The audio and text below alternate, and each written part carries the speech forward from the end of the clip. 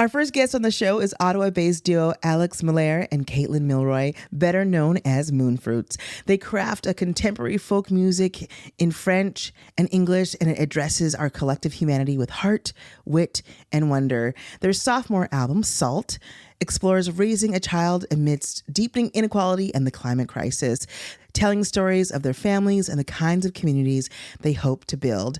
Their album is debuting on the CKUA chart this week at number 30, and I have the wonderful Kaitlin Milroy on the line now to chat about their latest album. Hi, Kaitlin. Hi, Dawn. How are you? Good. How are you? I'm also good. Yes, good. Thank you. Great. It's wonderful to meet you and chat with you today. So Salt is like a really delightful, thought-provoking, and unique album. I'm curious about the title of your album. What does it mean? Where does that come from? It's a long story, like most things on the album. This record took us, in a way, it took us like our whole lives to make, because really each of us brought baggage from before we met, from before we formed the band. Some of us, namely Alex, brought poetry and music from that time too. And Salt, the title track, is like that. It's short for Salt of the Earth. It's a poem that he wrote for his grandmother after he had what was really a kind of special conversation with her. He was coming back to Ottawa from Toronto, and he was driving the 401 and then the 416, but he missed the turnoff, and he found himself in Cornwall and was like, oh, this is pre-cell phone, pre-GPS. Yeah. I could maybe try and find my grandmother's house. And sa mère vivait à Alexandria. She lived in Alexandria, which is like Eastern Ontario. Anyway, he drove and found his way there, which is kind of extraordinary, and had this really lovely chat alone with his grandmother. But it was special in that I think he was about 16 or 17 at the time. And so he's got 3 siblings, but his parents each have 9 siblings. They come from families of 10 kids. So the time spent with their grandmother alone is like basically non-existent. So this was rare in that way. And at the time, he told me that he'd been thinking a lot on the idea of reincarnation.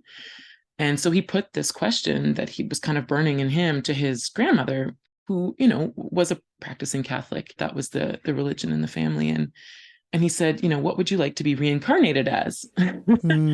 And she kind of laughed and said, no, like heaven is good enough for me. I've done my work, I've done my work, and that's what I'm in for. And then she said, but what do you want to be reincarnated as? And he was like, I don't know.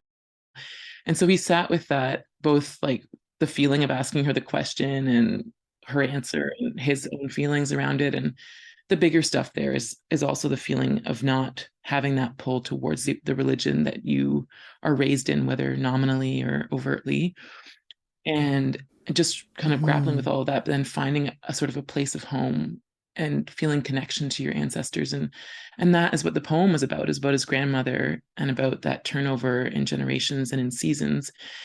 And he held on to it for a long time, and it's had like a few different lives as song. We'll let them kind of have an evolution, and Salt has found a nice home now in its current iteration. It's a very small piece of poetry. It just repeats over and over again. Yeah. But it feels powerful to us. We've sung it at weddings, we've sung it at funerals, of our own family, and we've sung it for ourselves, and we've sung it in front of hundreds of people. It's had all these different like experiences, and it's, I think, a little home for us in the band. And I don't know, it's always changing too. So it's a very spiritual and sort of a close song for us.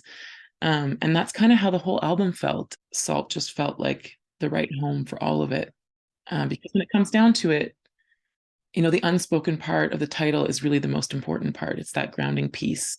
This is our home, Earth. This is where we come from. And its future is one thing, but our future on it is the question. And that's sort of the heart of what we're getting at with the record.